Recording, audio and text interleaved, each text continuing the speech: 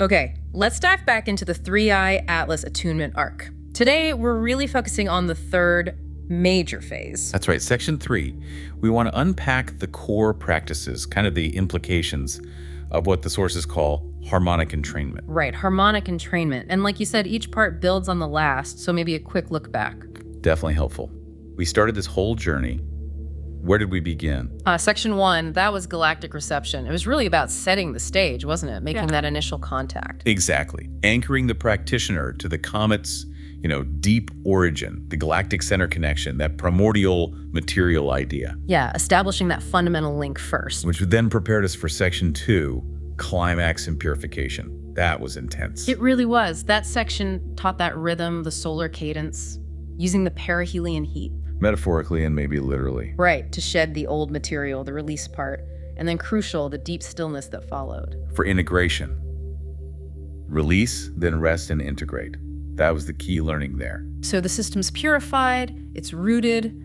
Now what? The heat's gone, the intensity shifts. It shifts entirely. Yeah. We're moving from purging, as you said, to, fine-tuning. This third phase, harmonic entrainment, it's all about vibrational alignment. And the sources get really specific here with a core metaphor, don't they? They do. It's quite striking. They talk about 3i Atlas as a kind of cosmic tuning fork, a deliberate signal. A tuning fork, okay. So less about the object itself now and more about the frequency it might be carrying. Is that the idea? That's the focus. It's very much about perception, about internal synchronization, aligning our inner state with these speculative vibrational patterns from the comet. Strengthening our ability to receive those codes, frequencies, from the cosmic heart, as the sources put it. Exactly. And the practices in this section, they engage very subtle internal sound, internal rhythm, syncing up. Okay. It feels like a shift from maybe effortful shedding to more quiet listening, finding the right frequency within. That's a great way to put it. Less striving, more attuning. So let's get into the practices. There are 3 jumps in this section that help achieve this entrainment. Where do we start? We start outwards, actually. Finding a collective rhythm first. That's jump 6, the third messenger's field. The third messenger's field. And the sources call this a collective field jump. Yes, a collective field jump. What does that mean, practically speaking? Tuning into a collective field. Well, think of it like plugging into an existing energy current, a shared field that's already active, already sustained by, lots of other people. So you're not generating it yourself, you're tapping into something already flowing. Precisely, like joining a river already moving with momentum and purpose. That makes sense. After the intensity of Section 2's purification, which felt quite individual, why start Section 3 collectively? What's the goal here? The purpose seems to be tuning into that shared field of hope, of expansion, of unity that global spiritual communities are generating around 3i Atlas. So synchronizing your own pulse with that bigger belief, the idea that it's a catalyst, maybe a consciousness upgrade signal. Yes, leveraging the power of the many, you could say. Okay, and what are the practical benefits? This is where it gets really interesting for someone practicing this. Well, first, it directly syncs your own awareness with that global current. You feel part of something larger, less isolated. And that larger current gives you momentum, right? It carries you further than just pushing on your own. Absolutely. Acceleration. And third, it definitely restores a sense of belonging, moving beyond solo work into shared realizations. Which probably makes moving forward feel easier, more natural. Exactly.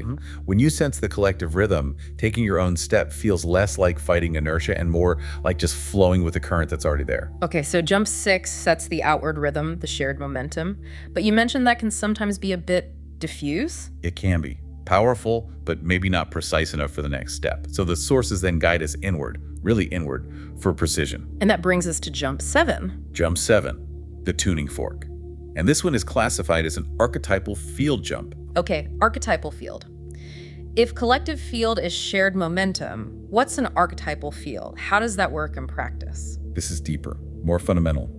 It's about connecting with a timeless pattern, a kind of metaphysical blueprint. A blueprint, like a root pattern of existence. The underlying structure, the scaffolding of consciousness itself.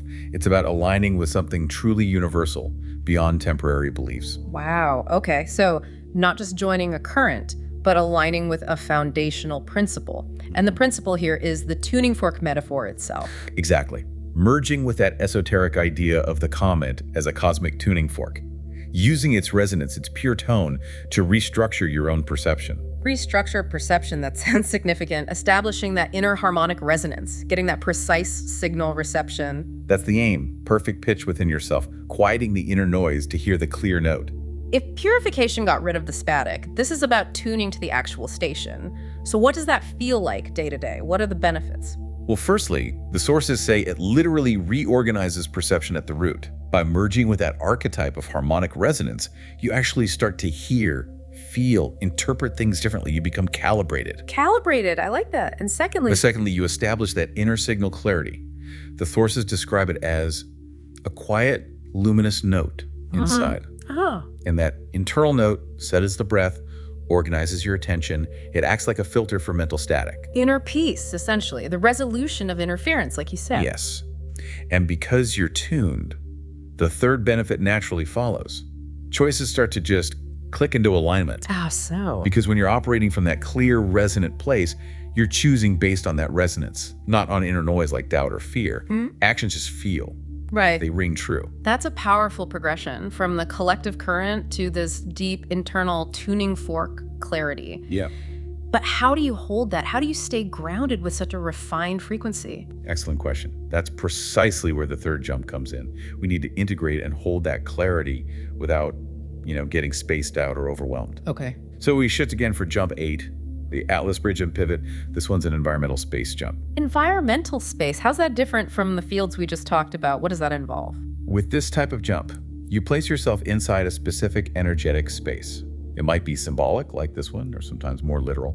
But the key is the space itself holds a potent transformational frequency. And the environment, it trains you. Exactly. By absorption.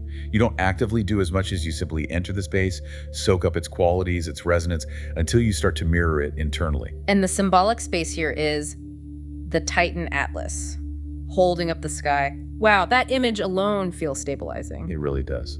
The focus is embodying that role, becoming a stable pivot, a bridge between the cosmos, the galactic core, and Earth. So this practice trains stability, that cosmic connection, but right within your own body, your nervous system. That's it. You learn to stand like a living bridge, steady, immovable, but receptive.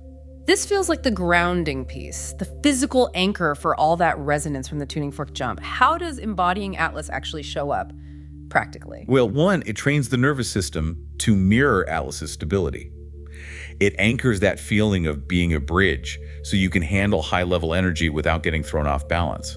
Okay, handling input without being destabilized. Makes sense. Two, it trains what the sources call grounded openness. That feeling of being simultaneously uplifted through the crown, connected up. While also being firmly rooted through your feet, grounded down. Exactly. Creating that stable vertical line in the body. That relaxed verticality is key. The center line. Right. And operating from that center line allows for, thirdly, a clean initiation of action. Movement starts from your stable core, without forcing it, without strain. No more pushing or efforting, just initiating from center. Which leads directly to the fourth benefit, steadier choices. Because you're choosing from that stable, aligned place, decisions don't feel like struggles. They arrive as simple steps. They just click into place, like you said before. Strength becomes alignment, not tension. It makes Section 3 feel very cohesive when you look back. It really does. You start by tuning into the collective rhythm, the external current in jump 6. Then you establish that precise inner signal, the internal pitch, with the tuning fork in jump 7. And finally, you anchor that clarity physically, embody stability with the Atlas Bridge in jump 8. External rhythm, internal pitch, physical anchor, step by step. It frames the whole arc beautifully. If Section 2, purification, was about letting go of what rattles or can't handle the light. Then Section 3, this entrainment, is about quietly matching, embodying the subtle sound, the rhythm that is worthy, the resonance of the self in true alignment. It's quite profound. And the journey really now invites you, the listener, to embody that clarity, to move from that centered, resonant place. So, thinking about a practical takeaway, like we did last time, how can someone carry this forward? Building on that idea of the Atlas pivot. Right. So, as you go about your day, maybe just try this simple cue from that final jump. When you're standing or even sitting, just recall that feeling. What feeling is that? The spine gently lengthening upwards, almost effortlessly, while the shoulders just drop, completely relax down, Ah, yes. Weight rooting down to the soles of your seat. while the head rests really lightly on the top of the spine, that small ring of the neck. Finding that relaxed, stable, vertical line. Exactly. And when you find that, even for a moment, that relaxed verticality, the sources suggest you'll know. You'll know that Atlas Bridge is alive in you. And the pivot is ready. Ready to act cleanly, from center, without any strain.